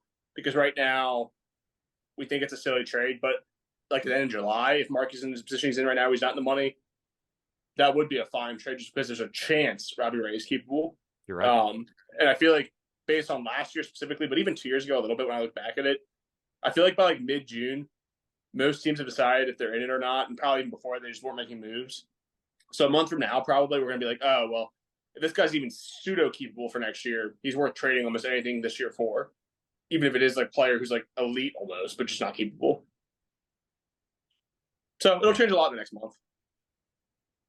Well said. I think we have less than a minute before we hit our next ad. Thank you, because I can't see it on my phone. I'm glad you said that. Yeah. Anything else, guys? I think on the next one, did we talk about Eric's team? I think No, that might we be. should next. We should. Class attention. Forward march. Oh, I'd love to be an Oscar Mayer wiener. That is what I truly like to be. 'Cause if I were an Oscar Mayer wiener, everyone would be in love with me. A big parade is so inspiring. Oh, I'm glad I'm not an Oscar Mayer wiener. That is what I never want to be. 'Cause if I were an Oscar Mayer wiener, there would soon be nothing left of me. Oh, I love to be an Oscar Mayer wieners are all meat, all good meat, rich in complete meat protein, mildly seasoned to bring out all the good meat flavor. Everyone would be in love with me. Next week, you handle just the refreshments, Freddie. All right. Oh, I was hit leave meeting. Whoops. Oh, Dude, the options on the phone are either leave meeting or accept recording. all right. So we're back from our ad. We got a special guessing game here. So no context, but 3, 2, 1. Estui Ruiz. Pablo Xander Lopez. Bogaerts. What the fuck? I said on offense, Nick. Oh, I didn't hear what you said. Sorry. Oh, my B. No, I'm just fucking around. So That's even funnier because I would have probably said Brett Beatty. So this is even better. So we were going to talk about Eric's team a little bit. I think Griffin has some interesting points to share just about building out a roster. We do need to give Eric some credit for inheriting a really crappy roster, guys. So, Eric, I think, has done a lot of good things building out his pitchers. I think Pablo Lopez, I think he blew up maybe one game, but he's had a great year. It's also fun because I know that Eric is a Twins fan. So it's always fun to kind of be in on a guy who starts to emerge, especially being on the team you root for. So I think that's a fun story. I do think, Stott, I specifically called out Ruiz because Ruiz is, is he actually beating right now Acuna in stolen bases? He's got one more than Acuna in steals, yeah. Yeah, so like Ruiz, like anytime you have a guy like that hitting for average and potentially being like the new Mondesi, I think that's a pretty significant value, especially because he's a $1 player.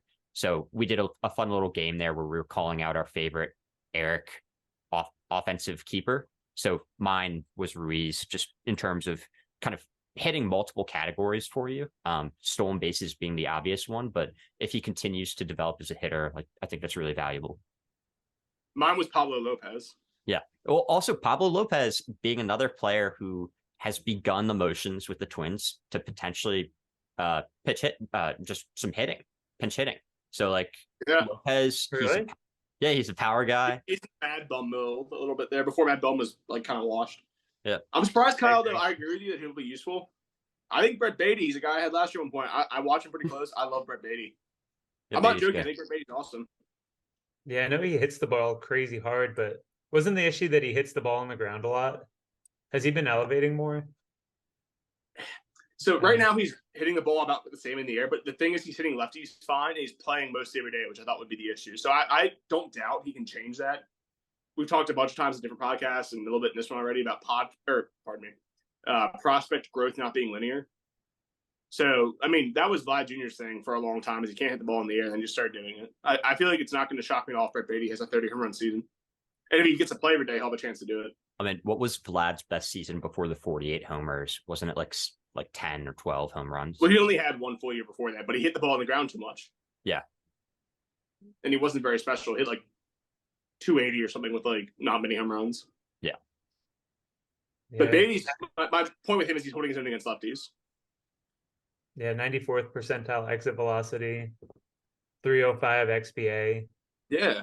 So, I don't think he's not super keepable, but I think he is keepable overall, especially if he starts playing every day. If he turns into Vlad Jr., then he's literally Vlad Jr.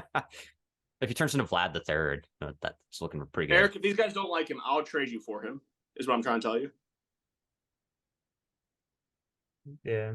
And then he also has Walker Buehler for $10, who, after seeing that, is why I wanted to trade away all my pitchers. Yeah, that was just because for like 4 years, Walker Buehler was my like. Oh, he was your little buddy, yeah. Yeah, and then Your one special time guy. he gone. Do you remember all those years we did the Trevor Bauer and Mondesi thing, Griffin? We were always like, oh, great keepers here. Now neither one's useful at all. Both are. We traded them back Japan. like 3 times. One's in Korea, the other's on my IL. In Korea. Yeah. I think Eric's team is a good point to talk about, though, like roster construction, because I feel like there's, for a team, if he wants to rebuild, I think there are some things he could be doing better, just on the periphery of his team. The big one is he has a reserve spot open right now. Just grab a prospect, I would say, and just throw that in. Because a reserve spot is never going to provide value. But I also feel like for the filler type of players like Marco Gonzalez or the relievers Carlos Estevez or a hitter like Robbie Grossman, I feel like there's almost no chance that that you would keep Robbie Grossman next year. So I would consider, maybe pick up like a Victor Robles or someone on the wire who actually has a shot of breaking out versus a 30-something-year-old who's always just going to be oatmeal-y. So that's the only thing I would do differently if I were him. Yeah. I'll make one specific recommendation is somebody earlier this week cut Trent Grisham. Trent Grisham right now is top 15 in baseball in barrel percentage per at bat. His batting average is only 224, but like I could squint and see Trent Grisham. I know he's not like free, but he's heatable. I have Trent Grisham. Oh, did you add him? Yeah. Cut him, dude. Yeah, Give him to Eric. He needs him. Dude, give him to Eric. What the hell, Kyle? Sorry, Eric. Kyle took Trent Grisham. There are a couple of guys who are not owned who I think absolutely should be owned and fit into the same categories that Nick is making here. Like young guys. There's a certain guy who used to be a better prospect than Juan Soto, who's like kind of good. Maybe. As a previous Nationals prospect, Kyle? Yeah. Yeah. Wait, is it Victor Robles? Yeah. Okay. I mean, he's not hitting the ball hard, but like he's hitting for average. He never had. He doesn't know how to hit the ball hard. Yeah. Yeah, and he has a bunch of steals. Like if you can hit both of those categories, you're pretty valuable. Like the whole John Birdie issue was that like he's only providing steals, and he's still really damn useful. I think he's still useful, but it's just does he play every day? Right. But if you exactly that, yeah. If you can steal 30 bags, I think you're useful no matter what. If you can steal 30 bags and then also hit for average, I feel like, yeah, like it's worth keeping. The only difference I think though is like John Birdie, if you didn't know when the stolen bases were coming, he didn't play every day. Like if he plays most days, you'll start him. I think it's worthwhile. But if he's on your bench one day because he comes in as a pinch runner in the 5th inning and steals 3 bags, it's useless. I completely agree. Yeah. I think like guys like Robles are playing a lot. Yeah. Robles doesn't necessarily fit what I'm talking about, but Birdie specifically last year was frustrating. I think for McTaggart, maybe he disagrees, but I remember 1 or 2 games specifically where he didn't start, but he came in midway through and stole multiple bags. Totally with you. Yeah. Okay. Yeah. I like your points, Griffin. The other thing is I feel like it's hard to let go of them, but the relievers like David Bednar or Carlos Estevez, I feel like Bednar is too good to drop probably, but maybe you could do a trade like the Andrew Chafin trade and get a wild card SP or something, because I feel that's like good advice. In general, relievers don't have much keeper value. And Bednar has been potentially the best one in baseball, one of the top like 10 at least. I mean, he's been incredible so far. I might change my opinion actually. I'm looking at your team, Eric. I think Esther Ruiz, Kyle's kind of changed my mind. I think Beatty's my second favorite. But I would also say my last general point on like general team building right now is I sort of hinted at it at the end of the last one before the last commercial came in. By June or so, mid-June of next year, saw a lot of teams that weren't in it just sell off pieces for close to anything. I think right now you can maximize if you trade the next month or so. If you don't think you're in this, Machado and Goldschmidt, who just had a 3-homer game today, and then maybe even Bogarts if you're thinking about not keeping him. And it might seem contrary to popular belief. It's not the way it works in real baseball. Usually in real baseball, I wait till right at the deadline to make trades. But I feel like the last year and a half or 2 years in this league, the longer you wait, the less you get generally. So I would be looking probably to make some big moves soon if I were you personally. Which, again, there's no way Eric would know that either. It's first year playing in this league. That's for sure why we're looking at his team specifically. There's also a clear-cut reason. It's not necessarily intuitive, but there's a reason what you said is true. If you have a player... Great point. Let's take Freddie Freeman, for instance. Freddie Freeman is on my team. I like him a lot. He's $55. He's not keepable. I might have the number wrong, but he's above $50. There's a reason why it's better to trade him now to get a keeper versus later. It's because every single day he becomes less valuable because you have fewer days that he's going to play on your team. So like it might not be immediately intuitive, but if you just spend a couple of seconds thinking about it, it makes sense why the values change for rest of season for those guys who are not keeper relevant. You're going to get less and less for those top tier level players as the season goes on. So Nick is totally right. If you are playing for keeper, do it Sparky Markey's doing. Like trade those guys away now. I like that you gave Mark some credit on that because it does take a little bit of effort. Yeah, we to were take looking some too thought. critical, I think, because it didn't work You're out. right. But I think the process is smart. The process is better than results there. You're right. So just check the injuries beforehand. Yeah. And to even go further, me and Kyle are saying the exact same thing. We agree fully here, I think. Yeah. On top of that, I thought Kyle was going to go even further and say, for example, he and I have talked about Freddie Freeman in the last couple of weeks. Let's just say you believe sort of the tiering system we gave earlier, and there's only so many teams that finish in the money. I really can't take on Freddie Freeman because I have Pete Alonso, Vlad Jr., and Rowdy Tellez. And I actually picked up Lamont Wade Jr., I think is useful. So I have like 4 first basemen. Even though Freddie Freeman's awesome, I probably will not be the one who trades for him if Kyle decides to shop him at some point. So if there's only like 3 or 4 teams going in the money, and then I end up not even being interested in your specific best keeper, you have fewer guys to sell to, because in July, no one who's finishing 7th is going to be interested in trying to trade for him then. So I think it makes the most sense to look at the rosters of everybody you might want to sell to now and try to offers, just because there'll be fewer and fewer buyers as the year goes on, and even buyers who are definitely buyers. Like, I would characterize myself as somebody who probably will buy. Like, me and Kyle just aren't a good match like that. I have too many first basemen, so he has one less buyer of the few buyers there are. And there's a third factor that only continues to amplify Nick's point here. As time goes on, there are fewer buyers. Some of the folks who actually want to be buyers, even if the positions make sense. Nick brought up a great point. He has a lot of first basemen. Let's say it's a third baseman. Let's say it's a position of need, hypothetically. Nick can't buy because we have rules in the league that limit your salary cap in season. And I think this is a perfect segue. Very astute. We have Griffin on, who is our rules expert, actually second in command behind Charlie Brown. But we have the dictator. We have our jester of rules, Griffin, on the pod today. So I do think, Nick, if you want to say a little blurb about the that rule. I think you're one of the only ones who's come close to that, because you always have those top tier guys. I've never come close to that salary cap limit, but I don't remember what the number is, but we could share that. And then Griffin, I know we have some interesting rules to talk about as well.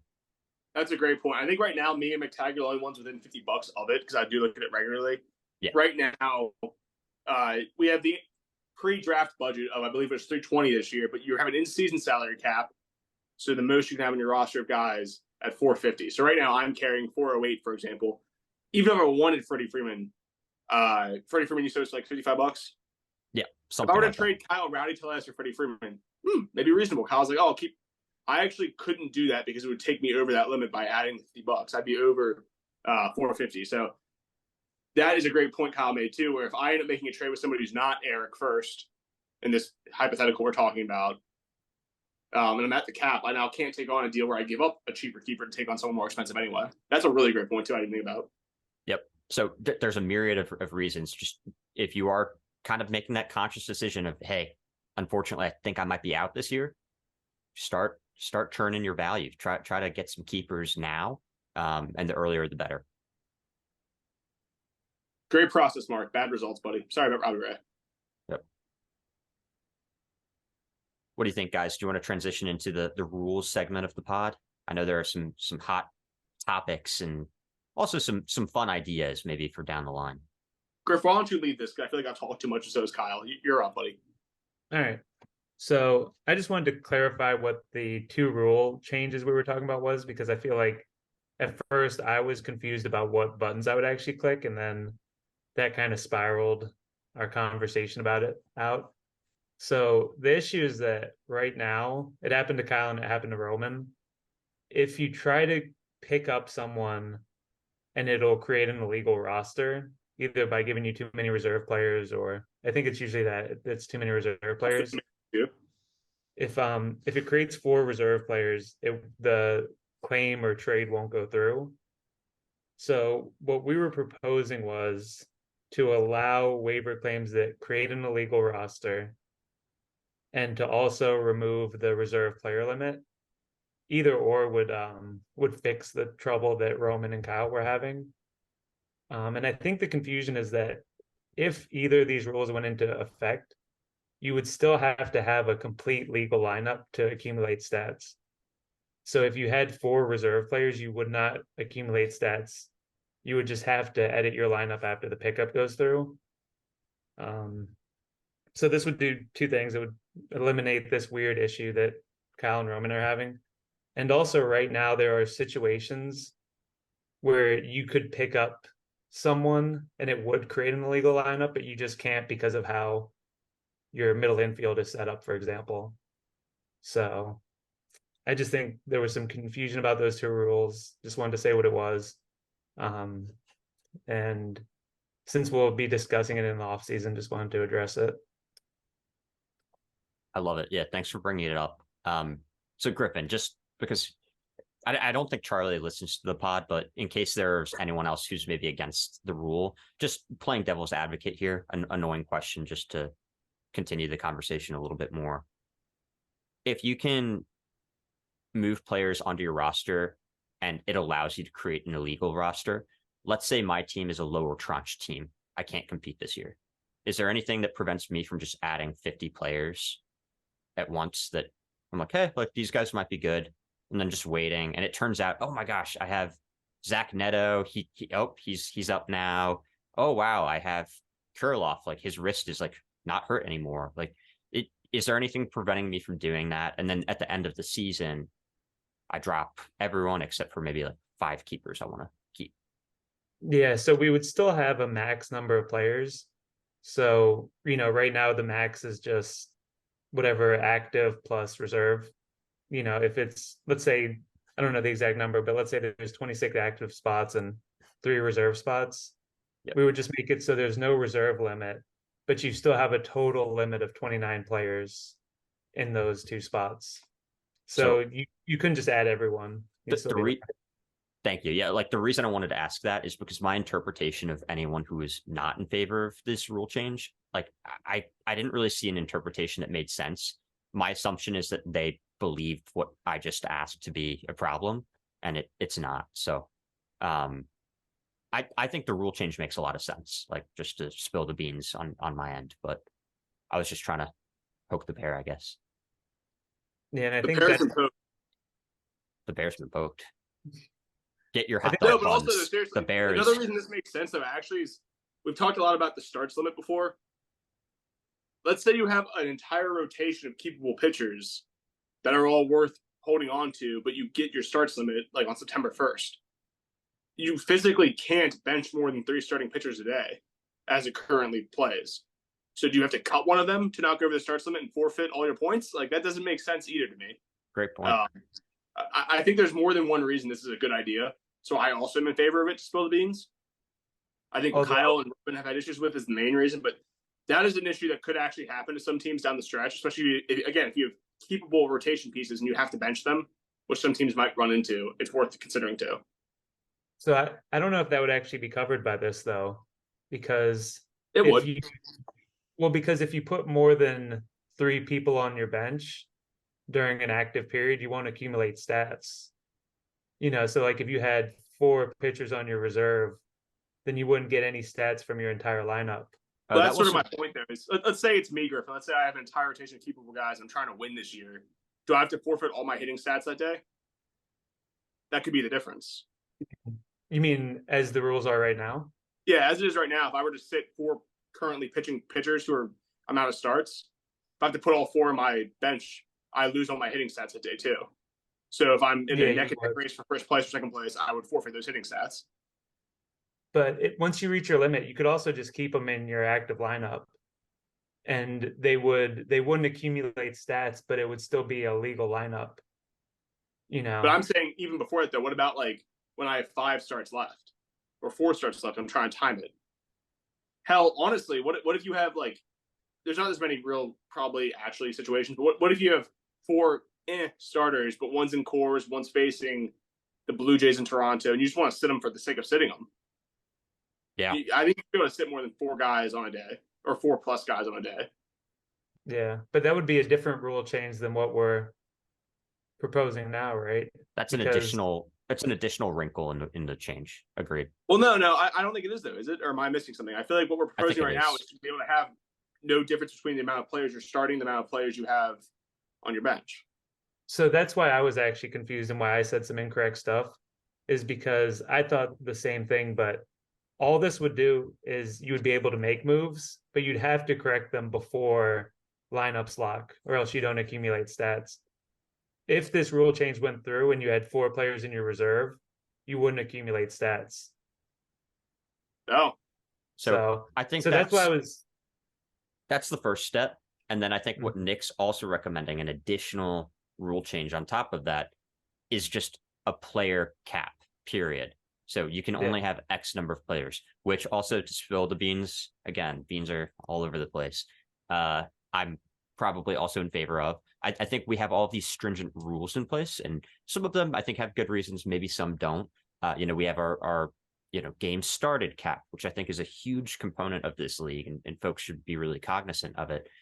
We have rules about having players with their salary caps being too large. So the point is, with all these rules, if you're a competitor, if you're trying to be in the money, or maybe even competing for the championship, there could be lots of unintuitive reasons why you may want to cut players who are very good, but maybe it's not in your best interest to start them. To Nick's point, maybe they're playing at a really unfavorable matchup as a pitcher, or maybe you're trying to make another deal that will set you up for success. And hey, you got to drop this injured guy who has a salary of $60 or whatever the case may be. So I think by creating a limit where the only thing that matters is the total number of players on your roster, and then let's keep the minor league slots. I think those are awesome. Let's keep the IL slots. I think those are great. But if we can create just kind of a player cap, I think that would provide additional flexibility in order for each league manager to kind of play to the rules that are already existing. And to be the voice of the people too, Zach Chiarelli made a decent point. We were doing our team's chat about that, where he was saying it would be pretty lame, sort of a thing you could do in the scenario I'm painting, where I probably would vote for this still, but just to play devil's advocate like Kyle did. If I am winning batting average with a week left, I could sit all of my hitters to make sure that my batting average stays higher than whoever my opponent is. Yeah. Now, okay, I would forfeit RBIs and home runs and stolen bases. So in my opinion, there's enough external things there. You wouldn't want to do it.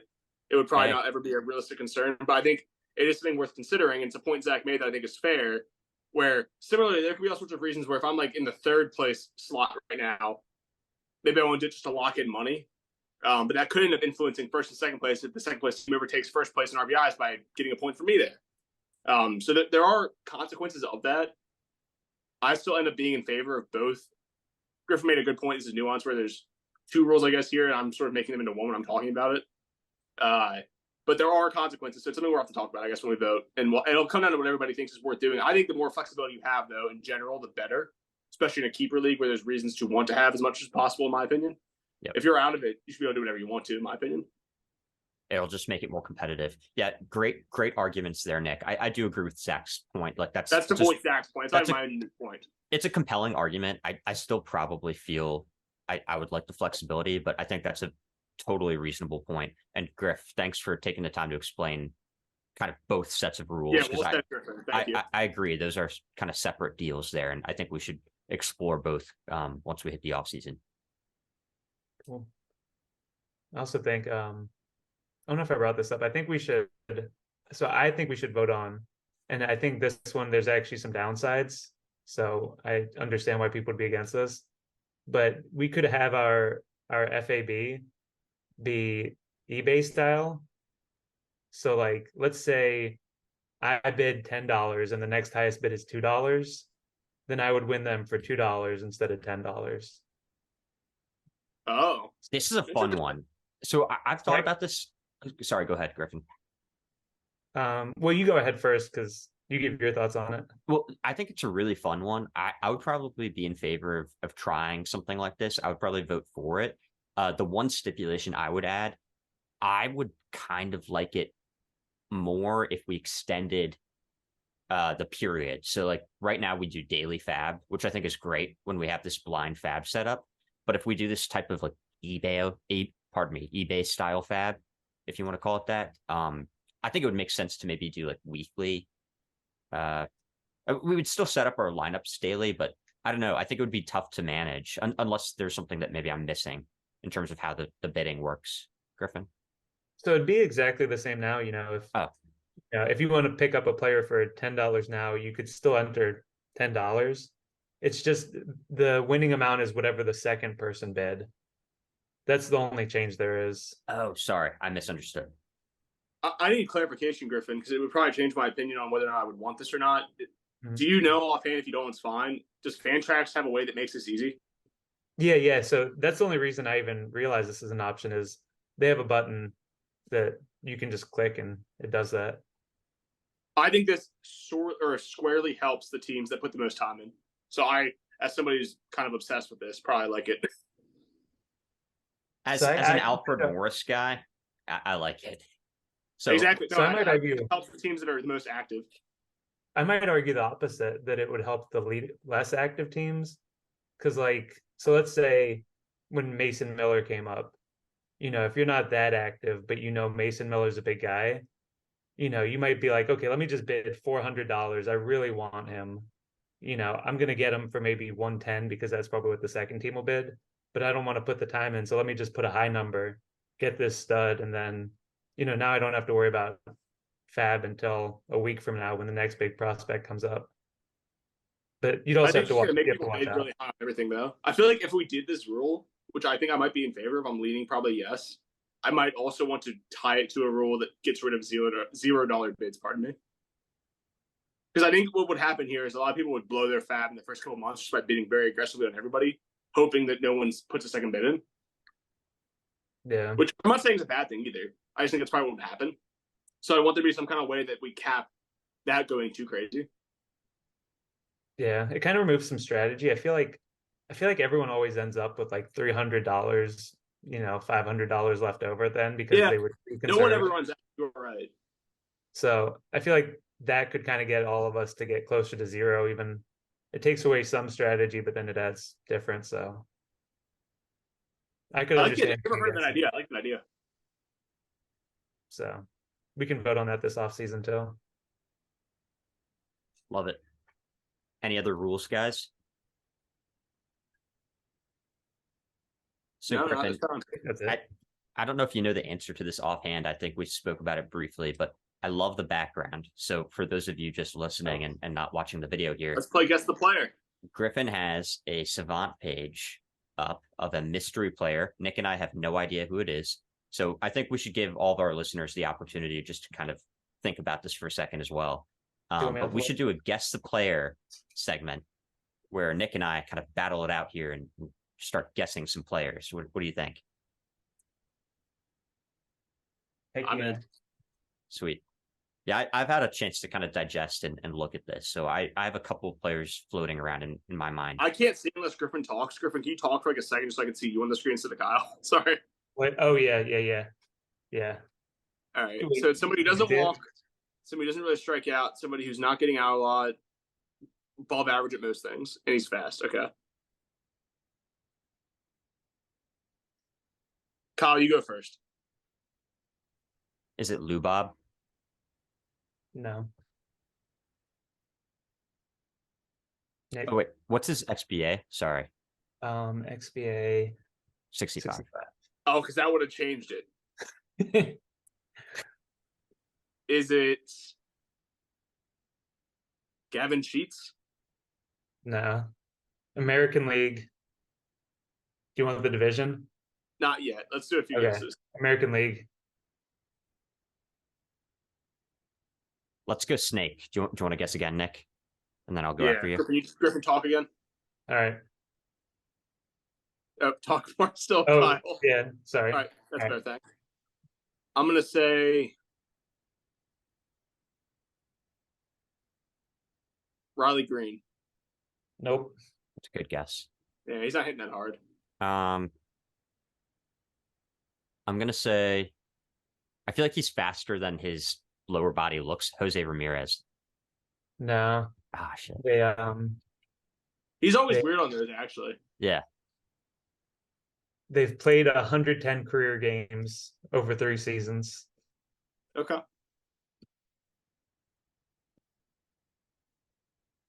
College Snakey good, I guess. But they've clearly played enough this year in order to get all of these Savant stats up. So Okay,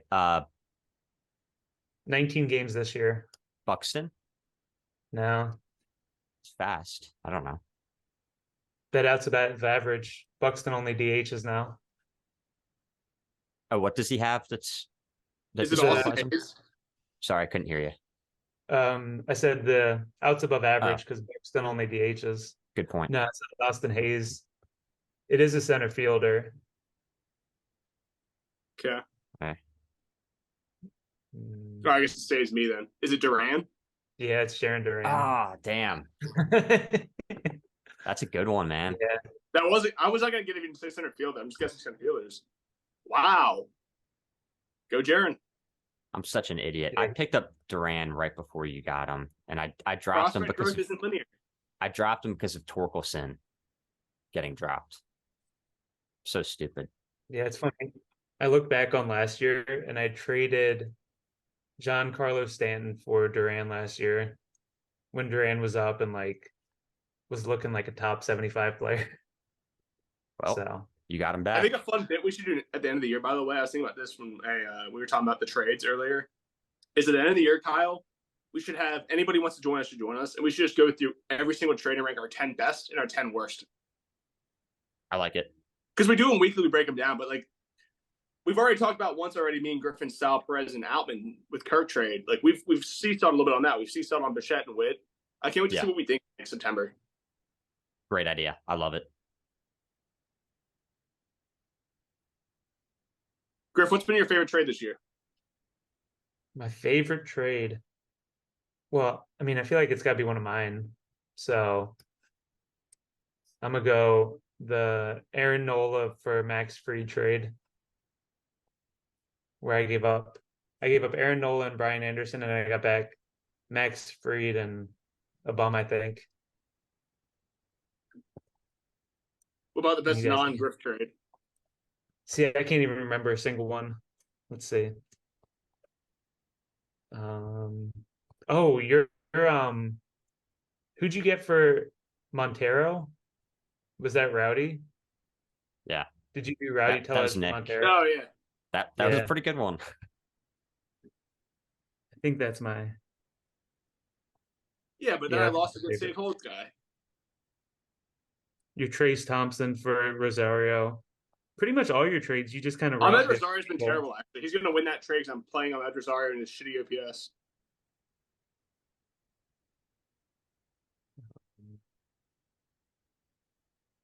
What do you think of ours, though, actually, Griffin? I'm curious. Sal Perez for Kirk and Outman. Like, Outman, I know you don't have many more either, but, like, what do you think about Outman? Yeah, so at the time I felt real uncomfortable doing it. I remember Because that, texting that, yeah. because that trade was like just based on, I like Outman for no real reason. So It was on April didn't- 1st. yeah, I miss him. Me Because too, what's man. he have, like 7 home runs?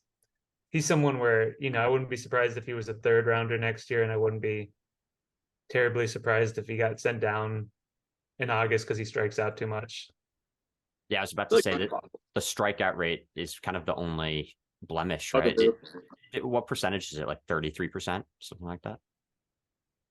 44 I don't- games, 34 games. Okay, Yeah. that's a lot higher than I thought. Yeah, but I mean, being someone the Dodgers trust and being a power speed guy like Outman is, I agree. Like, he has such a crazy ceiling floor potential. Like, there's such a huge spread there. Really interesting. And he's on Brendan's team, right? Yeah. Yeah, There's so no Kyle Tucker trade. Brendan, He's like geez. Quan. Brendan gets all the guys I liked. Yep. Smart moves. All right, so How I know about we're you running guys? running low on time, but Nick, do you want to send us out on any additional stories or any games to end the night? Yeah, we'll play one. We'll play one round, winner take all. Love it. You guys just say what you think. So I'm going to say a name. It's either a top 100 city U.S. mayor or a pitcher who's been in a game this year. Are you ready? Just say it quickly. Whoever buzzes first wins. Dick West. Politician. What city? Little Rock. Kyle. Wait, well, his name is Dick, so Little Rock is a great guess. It actually is hilarious. What do you think? Let's see. I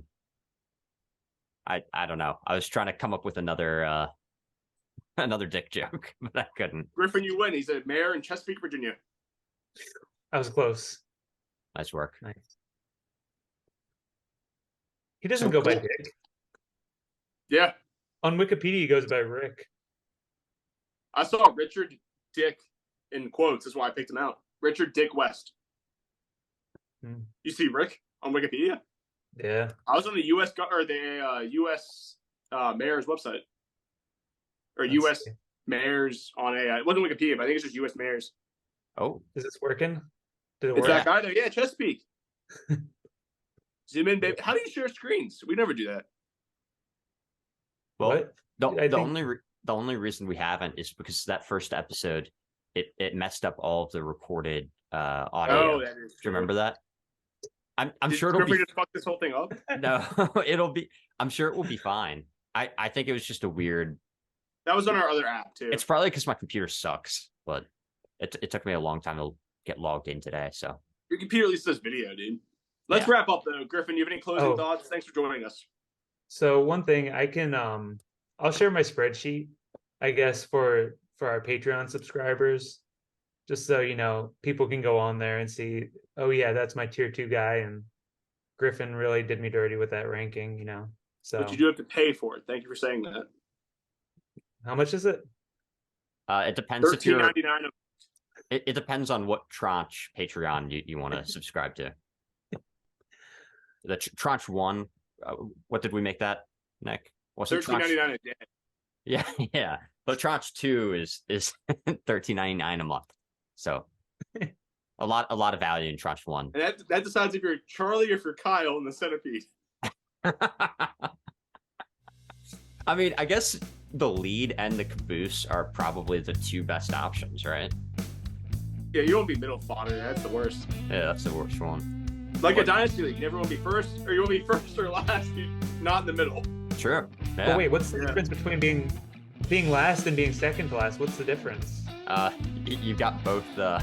you have something open. But like the pooping in someone else's mouth isn't the bad part, you know.